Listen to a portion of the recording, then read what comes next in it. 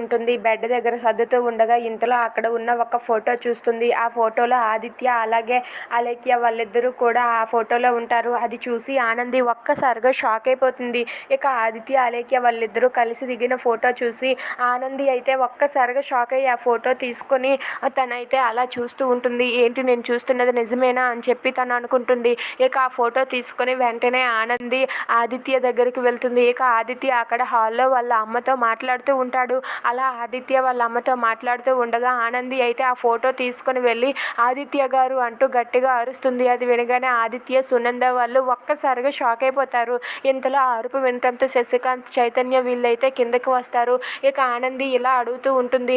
ఏంటి ఆదిత్య గారు మీరు చేసిన పని, దివ్యతో కలిసి మీరెప్పుడు ఫోటో దిగారు అని చెప్పి అంటూ ఉంటుంది. అది వినగానే ఆదిత్య సునంద ఒక్కసారిగా షాక్ అయిపోతారు.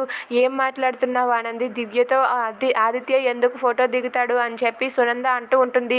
కావాలంటే ఇదిగోండి మీరే చూడండి అంటూ ఆ ఫోటో చూపించి మీరెప్పుడు దిగారు ఆదిత్య గారు దివ్యతో కలిసి ఫోటో, అది ఇంత క్లోజ్గా మూవ్ అయ్యి దిగడం అంత అవసరమా అని చెప్పి తనైతే చాలా బాధపడుతూ ఆ ఫోటో చూపిస్తుంది. అది చూసి అక్కడ ఉన్న ఆదిత్య అయితే ఒక్కసారిగా షాక్ అయ్యి అలా ఉండిపోతాడు. ఇక సునంద శశికాంత్ చైతన్య కూడా ఆ ఫోటో చూసి ఒక్కసారిగా షాక్ అయిపోతారు. ఇక ఆనంది అయితే చెప్పండి ఆదిత్య గారు మీరు ఎప్పుడు దిగారు ఈ ఫోటో చెప్తారా లేదా అంటూ గట్టిగా ఏడుస్తూ ఉంటుంది. అది చూసి ఆదిత్య తట్టుకోలేక ఆదిత్య కూడా ఏడుస్తూ ఉంటాడు. ఇక ఆదిత్య అయితే ఇదే సరైన సమయం, ఇప్పుడే ఆనందికి నిజం చెప్పేస్తానని చెప్పి తన మనసులో అనుకుంటాడు. అది చూసి అక్కడ ఉన్న సునంద వాళ్ళైతే కంగారు పడుతూ ఉంటారు.